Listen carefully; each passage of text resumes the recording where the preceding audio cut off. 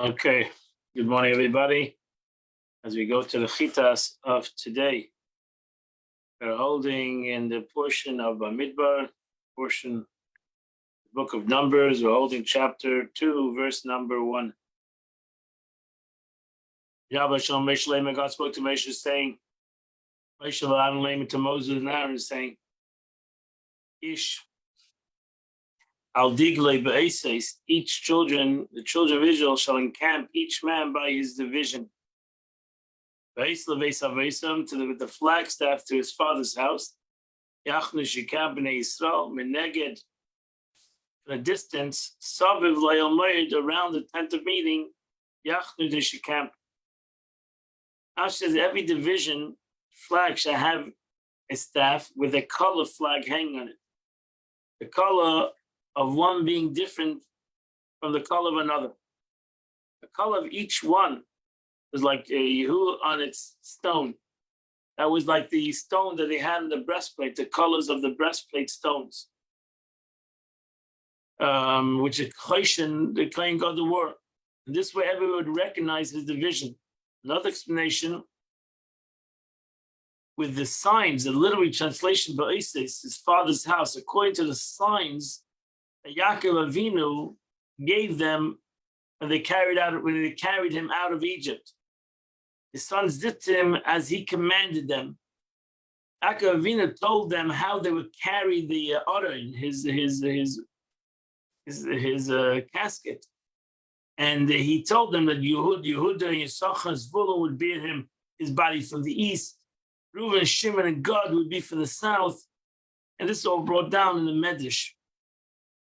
Next one, Meneged. One means Meneged from a distance. Rachik mil, it was a distance of a mil. However, shall be some distance between you and it, about 2,000 cubits. The reason for this distance, which is this distance permitted to travel on Shabbos, was that they should be able to come to the Mishkan on Shabbos. If you had an empty field more than 2,000 amis, then they wouldn't be able, more than 2,000 amis, they wouldn't be able to travel on Shabbos. Therefore, come to the Beis Hamikdash. So therefore, the Torah says that everyone, that the distance was at least only 2,000 cubits. So that wherever a Jew was around the Beis Hamikdash, he always can come to the Beis Hamikdash on Shabbos. Verse number 3, V'achrein Keva on the camp in front, to the east, Mizracha. Degel Machni Yehuda was the legion under the camp of Yehuda. It's a voice to their divisions. Nasl ibn Yehuda, the leader of the son of the tribe of Yehuda was Nachshon ben Aminadab. His name was Nachshon ben Aminadab. Rashi says, Kedma, Lefnim, Akrim, Kedem, front side was called Kadam, which the east side. The west was called Acher. The west was the rear side of the journey. Utzvai and his legion, Kedaim and his counting was above Vishivim Elev was 74,000. The Sheish Meis 600. And together with him was the tribe of Yisachar. The Nasiv ne Yisachar, and the prince of Yisachar was Nesanel ben Tzua, which was good of in his legion and his counting was above a Chamishim Elev 54,000. Abba Meis and 400. Verse 7, Mati Zvulun, tribe of Zvulun. Manasseh and Zvulun, Eliyav ben Chelon, which together with them was Zvulun, Utzvav, Gudov, and his legion. And his number was Shiva Chamishim Ela, 57,000. Abba Meis and 400. So those are the tribes that together in one group. Kol Pkudim Achli Yehuda, the entire group that was under the flag of Yehuda was Ma'aselef, was 100. Shmeinim 180 and 186,000. Abba Meis and 400. The Tzevaisam, they were two, their legions, the Shani Yisrael, they were the first one who traveled. What does that mean? Rashi says, when the cloud was seen departing, the Kehanim would sound the trumpets. And the camp of Yehuda would set off first. And when they traveled, they journeyed forward, retaining the same position in which they camped. The Levites and the wagons was in the center, the division Yehuda to the east, and Reuben to the south. The Ephraim was to the west, and Dan was to the north. Dega Machne Reuben, legion of the second group was the legion to the tribe of Reuben. Mana, they were to the south. The Tzavosam to their legions. Manasseh Reuben, the leader of the tribe of Reuben, was Elitza ben Shteir. Utzvav Gudav in his counting was Shisha Vavoy Melech, 46,000. Chamesh Meis, 500. Pain all over together with him was Shimon, Mata Shimon. Nasale Shimon, the head of the tribe of Shimon, was Shlumiel ben Suri Shaddai. Utzvav Gudav in his counting was Tisha V'chamisha, 59,000. Shleish Meis, 300. Umate got together with them was the tribe of God. And also God, and the leader of the tribe of God was Eliyasav ben Ru'uel. Utzvav Kudeem, and his counting was, his legion and counting was Chamish Vaboyim, that was 45,000. The Sheish Meis, the Chamishim is 650. Oh, Kudeem Lamati Reuven, the entire number to the tribe of Reuven was Mas Elev 151,000. Abba Meis and 450. It's a very sum to their counting, to their legions. Ushneim Esau, and they were the second ones to travel. Nasa Ayel Machne Alavim. Then the tent, the meeting was set out, which was the camp of the Levites. They traveled in the midst of the camps. As they camp, so they travel. Each one in his place to their divisions. Now she says, after these two divisions, the Levites would start to travel with the Beis Hamikdash. As I explained, they journeyed as they camped. Each division, each group of tribes marched in a designated side. Al Yadei means on its hand, on its place. The word Yad does not depart from the Jewish meaning. The direction of his side is called Al Yadei, which is his hand, closest to him, within the reach of his hand. Verse 18, Dega Machne Ephraim, then the legion of the division of the camp of Ephraim, Litzavaisa, to their legions. Yama Yisrael, they traveled west. Ephraim, the leader of the tribe of Ephraim, was Elishama ben Amiyud. Utzvav Begudim and his legion had 40,000. Hamish Meis of 500. Valamati Menashe together was the tribe of Menashe. Nasi, the name Menashe, Gamliel ben Betatzu. Ashes Va'ala means together, those closest to him. These are two tribes that were cousins, Ephraim and Menashe. Utzvav Begudim Shnayim Mishleishim Elef. And their legion had 32,000. Masayim and 200. Umati Binyamin together with them went to the tribe of Binyamin. And also Binyamin, and the head of the tribe of Binyamin was Avitam ben Gedoni. Utzvav Begudim, and their legion numbered Chamisha Shleishim Elef, 35,000. Abba Meis and 400. Kala Begud LaMachne Ephraim. Entire group of Machne Ephraim was Mas Elef Ushmeres Alafim, 108,000. Umeya and 100. When they voice them to their legions, they were the third one to set out. And now you have the last group, the north group. Dega Machne Tzafin, the Dan, I'm sorry. The tribe of Dan, Tzafin Litzavaisa, and they were to the north. And us, they Dan, the head of the tribe was Dan, was Achiezer ben Amishadai. Utzvav Begudim and his group had the tribe at Shnayim V'Shishim Elef, 62,000. Sharmeis and 700. And together with him was the tribe of Asher. Nasim and Asher, the head of the tribe of Asher, was Pagiel ben Achron. Which for Gudim Echav Arboyim Elef, he had 41,000. Chamish Beis 500. Umat Naphtali together with him was Nati, the tribe of Naphtali. Nasim and Naphtali together with the tribe, the leader of the tribe of Naphtali was Achila ben Enem. Utzva Gudim, and together their number was Shleishim Chamishim Elef, 53,000. Abba Meis of 400. Call up a good Lamachne done. The entire counting of the tribe of Dan was Ma'as Elef, was 100. Chamishim Elef, 150. Chamishim Elef, Shiva Chamishim Elef, 157,000. Sheish Meis 600. Achreina Yisrael, the day they traveled last to their flags. This is the number of the Jewish people, the base of Vesam to the house. All the counting of Machlot of Vesam. What was all the counting of all these four groups? Sheish Meis Elef, 600, Shleish Allah 603,000, Chamish Meis 500, Chamishim and 50. Verse 33. Halavim lo yispaktu. And the Levites were not counted. Save B'nai Yisrael with the midst of the Jewish people. Asher tziva Hashem es Moshe, as God commanded Moshe Rabbeinu.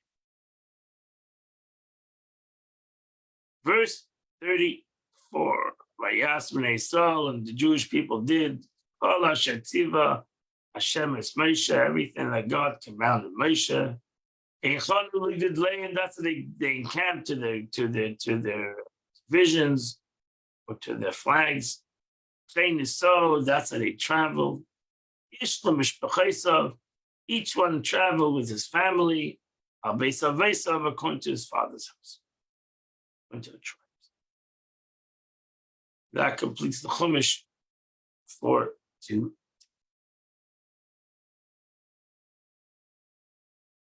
And we get middle of chapter 51 of Tanya. And today we're going to finish this chapter.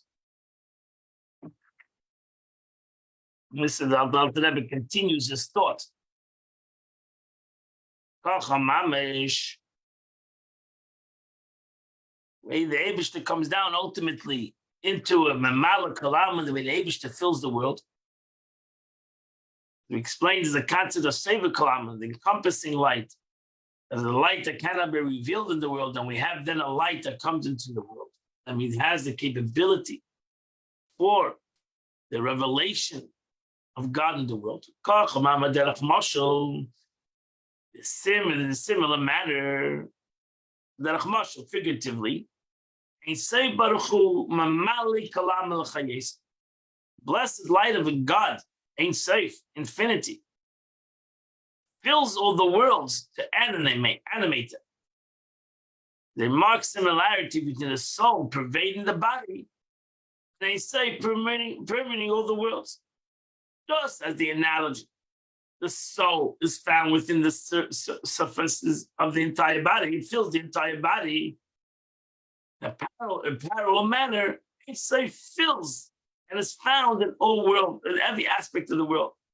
Whether it's a human, whether it's an animal, whether it's vegetation, whether it's an inanimate object. God gives God gives the constant energy and life and existence to every single part of the world. Yes, and in each world there are creatures without limits. The tachlis end.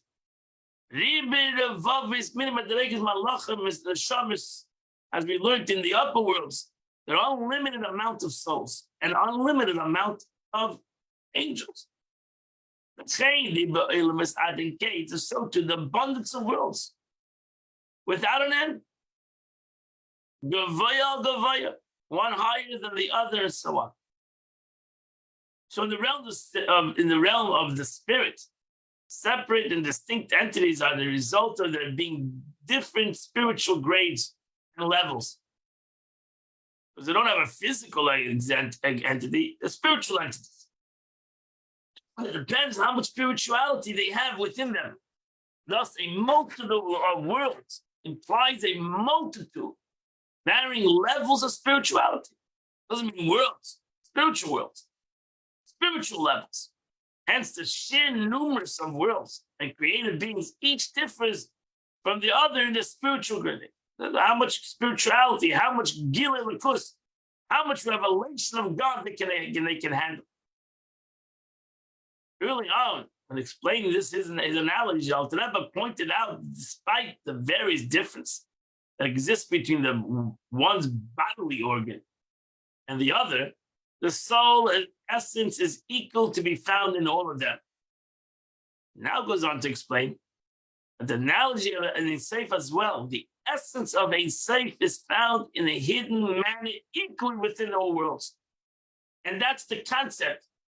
Just like the soul comes into every single part of the body differently, and the brain is different than when he's in the foot. But ultimately, the soul is found in the body equally. So too, even though the way God gives each one its energy, is selfless of difference between the rock and a human being, but ultimately, the essence of God, what cannot be revealed, is equally in all aspects of the world. God is there everywhere. In all aspects of the world, he's there equally. And there's no difference between the rock and the person.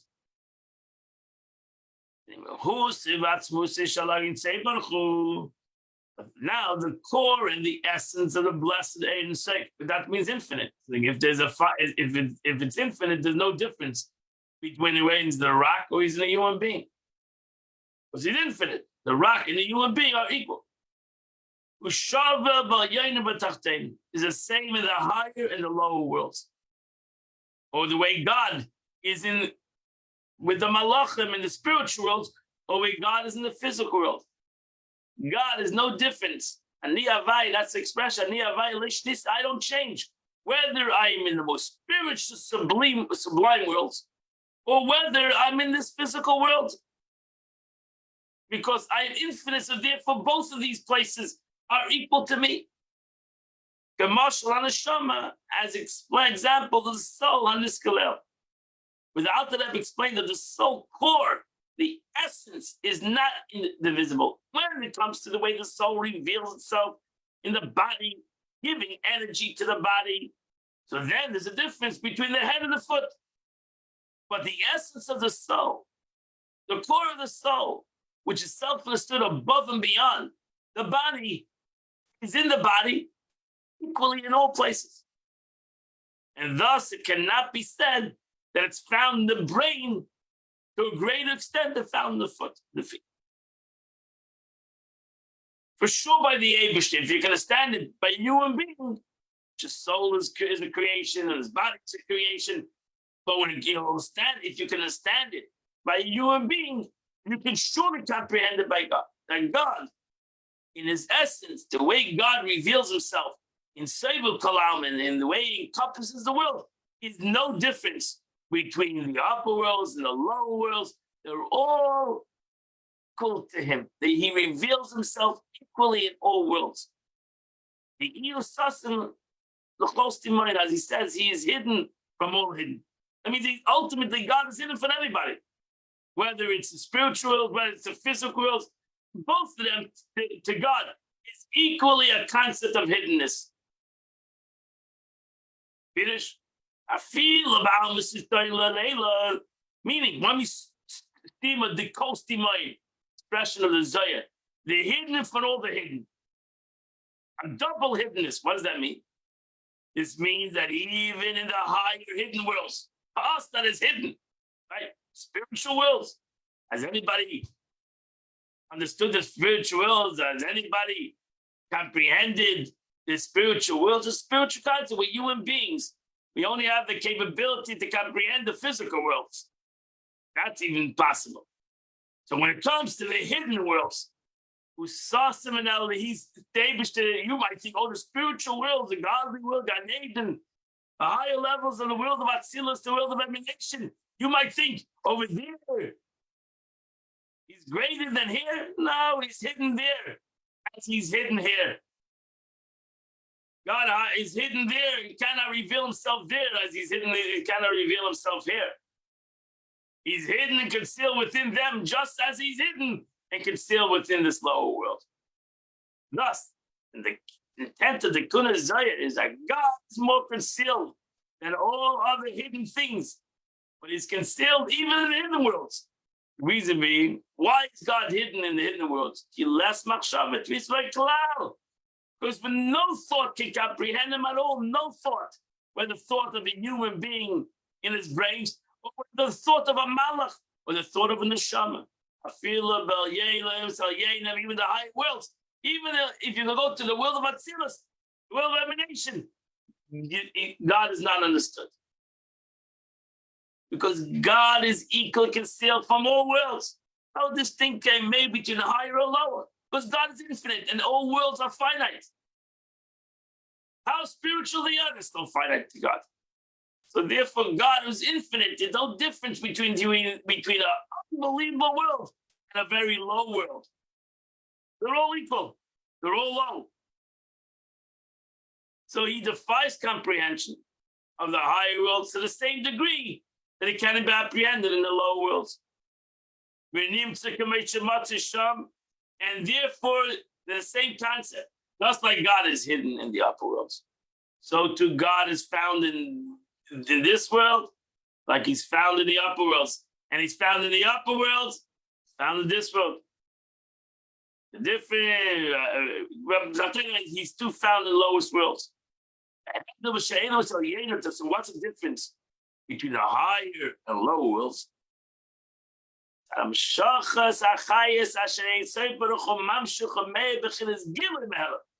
It's all about revelation.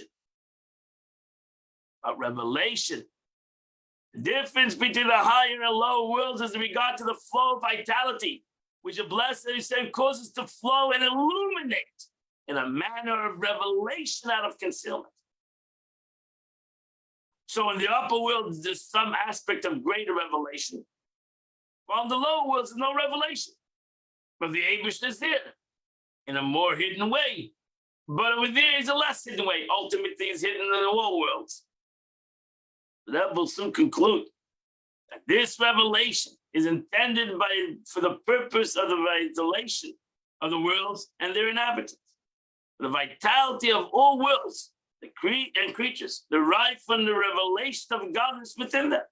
Thus, the difference between the higher and lower worlds lies in the varying degrees of divine revelation. That's it. So in the world of Atzilus is a greater revelation. The world of Bria is a little less. And ultimately in this world, there's no revelation almost. In regard to revelation out of concealment, Alter Rebbe now states parenthetically that this manner of revelation is one of the reasons why God's vitality is found within the world is called light. That's why it's important to us the word Or. Or HaTorah, the light of the Torah. Or HaNeshama, the light of the soul. Or Ein Sof Baruch Hu, the light of infinity. Which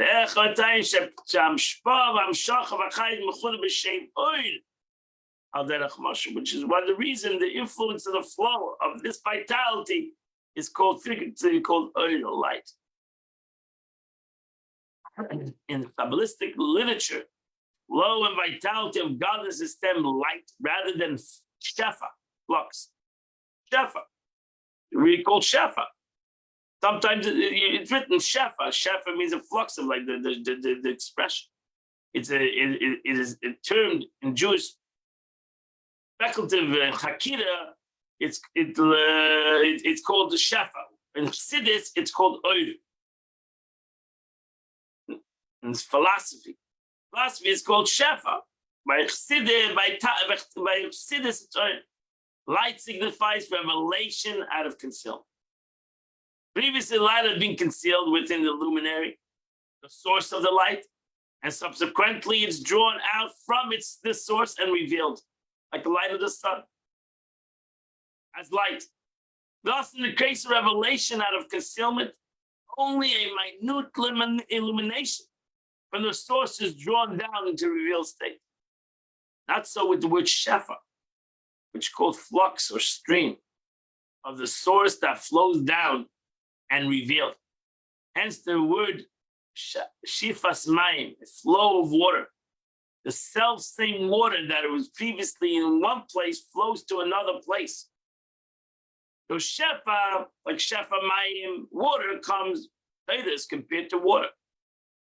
Just like the Torah is above, it's exactly the same here below. Doesn't change. Torah does not change. Torah that comes from above is here. It's the exact same thing. Oil changes. Oil depends how much oil or how many tzimtzumim.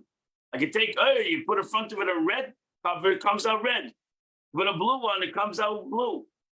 The oil that comes from the myrrh does change.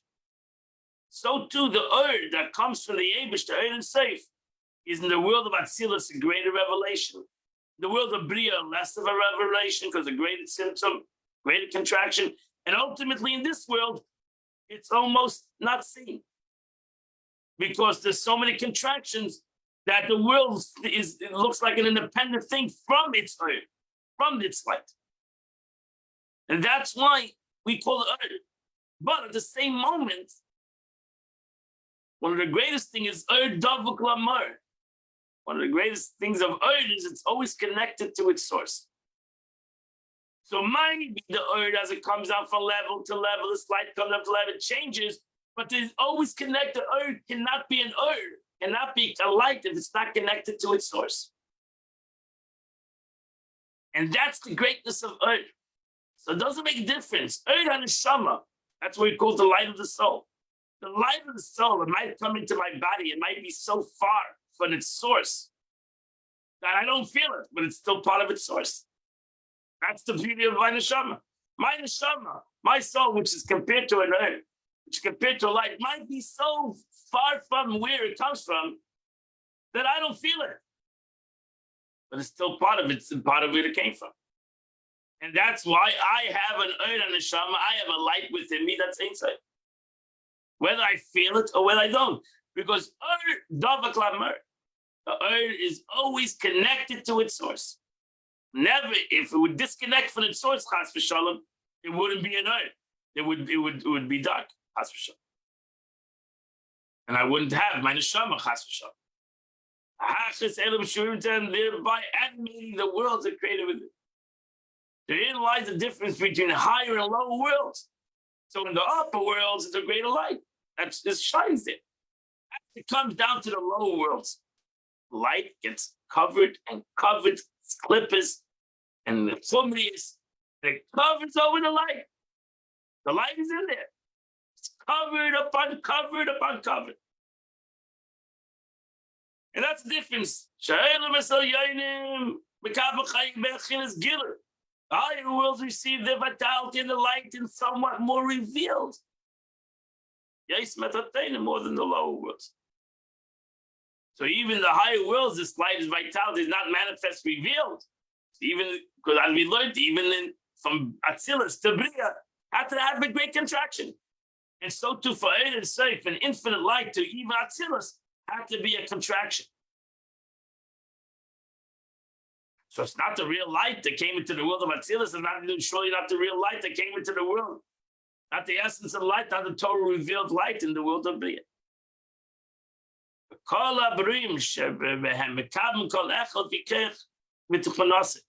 And all creatures within therein, the higher worlds, receive revealed aspect of the vitality by each according to its own capacity and nature.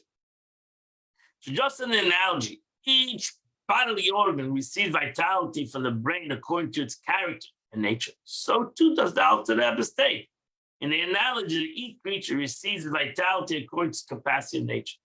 Note by the Rebbe, this means that each being receives vitality according to the capacity to have the life force and vitality revealed within it, and according to the manner in which this vitality to be revealed, whether as a revelation of intellect and comprehension or as a mode of matter. So every person has the capacity. their capacity, their emotional capacity, and their spiritual and their intellectual capacity. So too, as they go to the upper worlds, you can have the capacity of the world of Yitzira, which is the world of emotions.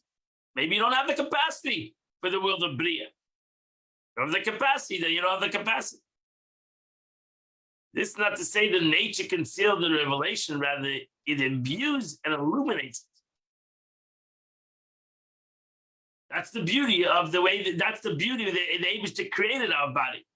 That our physical side of us, that we have the capacity. It actually gives, the Eibishter gave each one of us the capability to reveal godliness. If he gave us too much godliness to our body, to our nature, it would be a clash.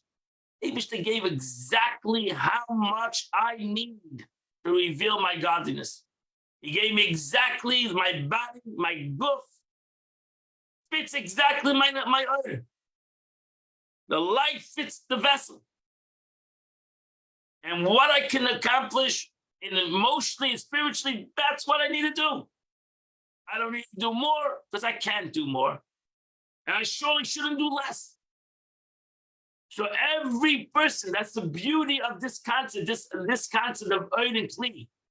The Eibishter in essence gave every person his capacity, his revelation and his capacity of revelation. And therefore, we're all different emotionally and we're all different intellectually.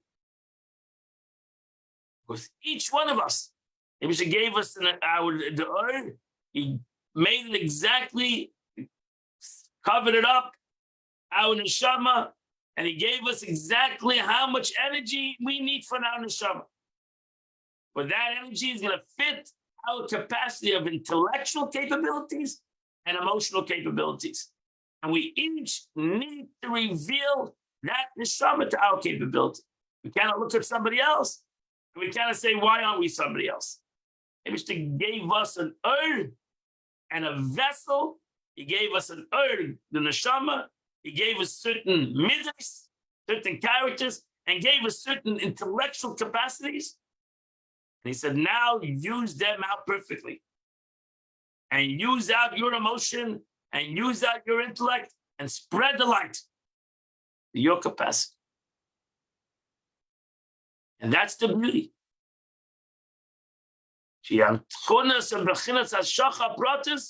This, which is the nature and the form of this particular flow, which is blessed and beauty and illumination. That's beauty. The Eibush, that's one that the Gemara says that God, that every person looks the same, but every person is unique. Unique intellectually, which is automatically unique emotionally, and therefore unique solely. Because every one of us came to the world, and there's no one else in the world that has that uniqueness of soul and body that can reveal exactly the way we are. We're gonna bring revelation to the world. We're gonna bring the Oid HaNeshama to this world. Nobody in the world can do it the way each and every one of us can do it uniquely. That's the beauty. And therefore, you think that the upper world, the godly worlds, and the malachim and the creatures and the neshamas, they also cannot do more than they are capable of doing. Because the ultimate Ein Sof cannot be revealed in any one of them, whether it's in the upper worlds or the lower worlds. Whether you're going to be in a shama and a guf, or you're going to be shama without a guf, this concept doesn't make any difference. It's all concept of revelation. So here we can reveal it in one way, and in Gan Eden we'll reveal it in a different way. But all revelation. And therefore, but only by means of many garments. We're in the blessed and saved, invested the vitality and light which he causes to flow and shine on them in order to animate them, whether they are neshamas in a guf, whether they are malachim, whether they are neshamas out of a body. The divine life is guarded in many garments, so not to be revealed. It's concealment involves not only a multitude of profuse garments, a quantitative manner of concealment, but a qualitative as one as well. There are vast differences between the insubtle garments, insubstantial garments that conceal the vitality in the high worlds and the much dense garments necessary to conceal God's vitality to the degree the creation of the physical world becomes possible. That's the difference. The only difference is that self-considered the upper worlds, there's a less of garments. You're in a neshama without a body, or you're an angel without a physical form. While in this world, we're the neshama in a body. So now it needs to be more concealment, because the body needs to be able to handle what the neshama can give it. And therefore, the neshama needs to be more concealed, so that revelation does not break the body, or not to totally nullify the body. So we're there merely a vast quantity of eternal garments. The divine soul first would only be capable of creating spiritual beings and not physical beings. And not, you see, it's not the concept of quantity, it's quality. In order for the physical world, with its corporal creatures to be created, a much denser garment is the quantity, the quality of this garment. Density. Not just that in this world there's more, in this world actually is less than what's happening in the upper worlds. It's just denser. It's much thicker. Quality of this world is lower. While the upper world's quality is more revealed, it's more edler, it's more or less dense. It's not so thick in the upper worlds. Not chumrius. Doesn't have the density in the upper world. So therefore, it has capability of revelation. While in this world, it's very dense.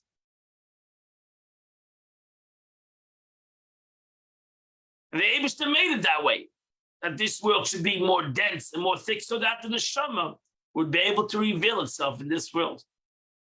This the Alter Rebbe goes on to explain.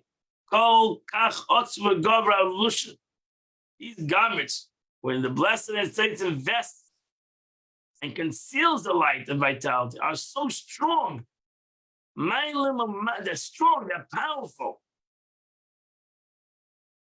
In quality of powerness, of darkness, Master Ervachayis, meaning the garments are not only numerous in quantity, also type of the ability to conceal is greater than those of ordinary garments.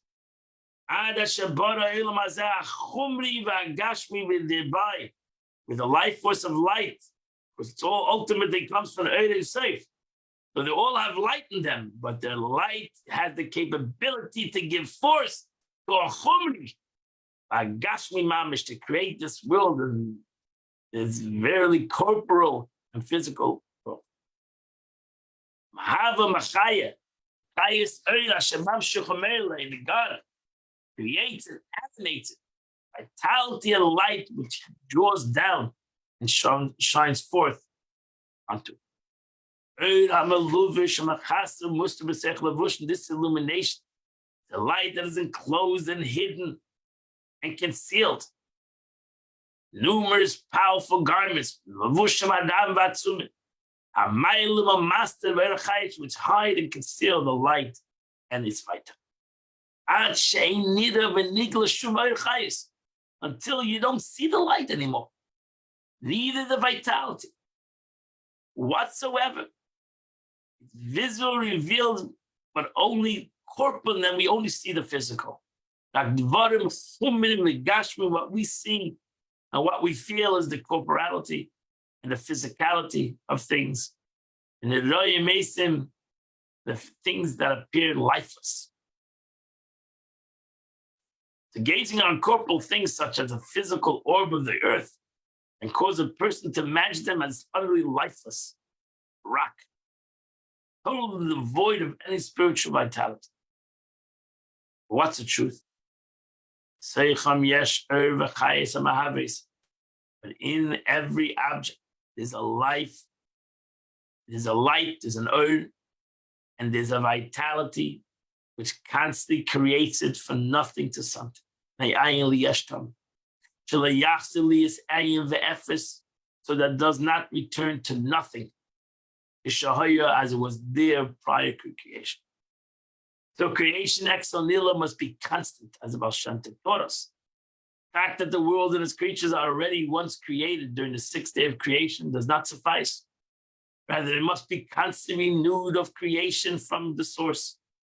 Thus, the godly light and the vitality that is responsible for creation is constantly found within the created being, albeit in a concealed fashion. The light comes from the blend. The light is still there because the light comes from God. It clothes itself in many garments. It's brought down in Kabbalah. And the light and vitality of this physical orb, the earth, which is seen by mortal eyes as a physical world. Malchus, the Malchus Tasi is derived from the Malchus, kingship of the world of Asi. The Malchus is the lowest, Malchus of Asiya. Asiya is the lowest world in the spiritual world.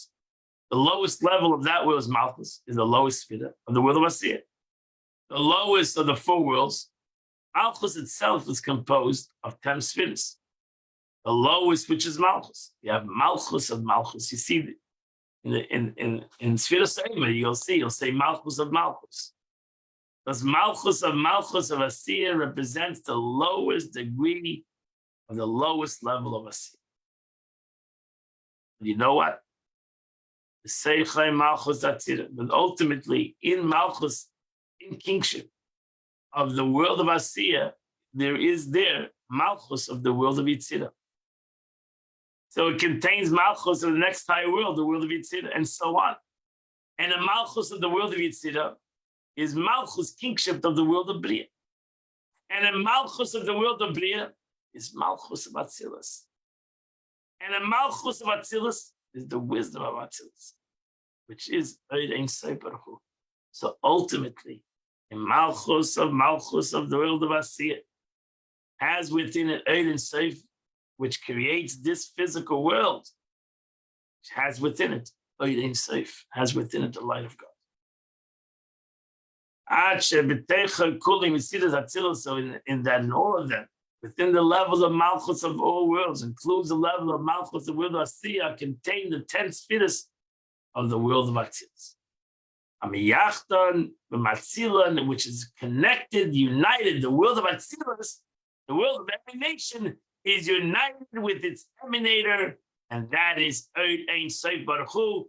So that means ultimately Eid Ein Sof Baruch Hu is in this physical world, as he's even above the world of Atzilus.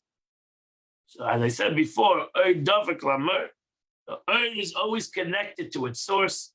So it doesn't make a difference how far this Eid travels and how many coverings and garments and density it comes into. Still that Eid Ein Sof Baruch Hu is still the light of God, which gives it existence. Even the physical orbit, the earth contains the godly life and vitality. This results from the light of passing through the spheres of various worlds, spheres being the godly, with the godliness of each world, as well as through the numerous and powerful dense garments that serve and seal this vitality.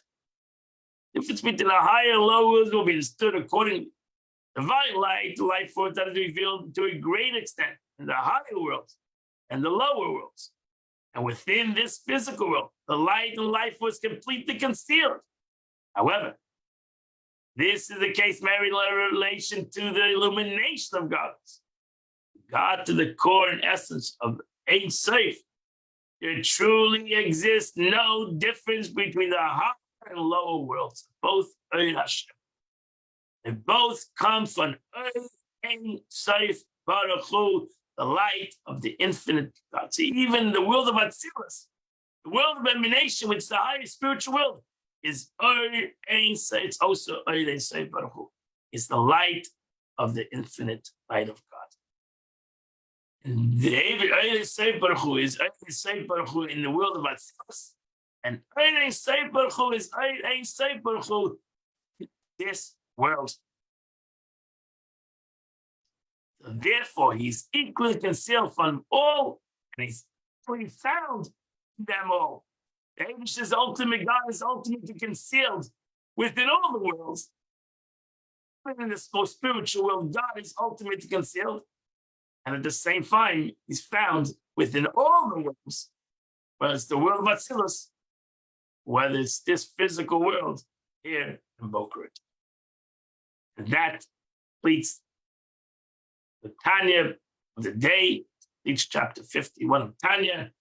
We go to chapter 52, slowly coming the completion of the 53, beginning first part of Tanya, the 53 chapters. Tanya. Today is the 25th day of the month, my friends, which is half of chapter 119, the first part of chapter 119 in your Tehillim. If you do the first part of 119, you will have done Chitas of the day. I will see you, Mishavot, tomorrow. We'll continue the Chitas of the day. And in Shem, also tonight at 7:30, if you want to come and learn the JLI class, phenomenal class on Jew supernatural. Tonight it's going to be about Ayin Hara, the evil eye. So you can come either to Chabad or on Zoom. I wish you all a wonderful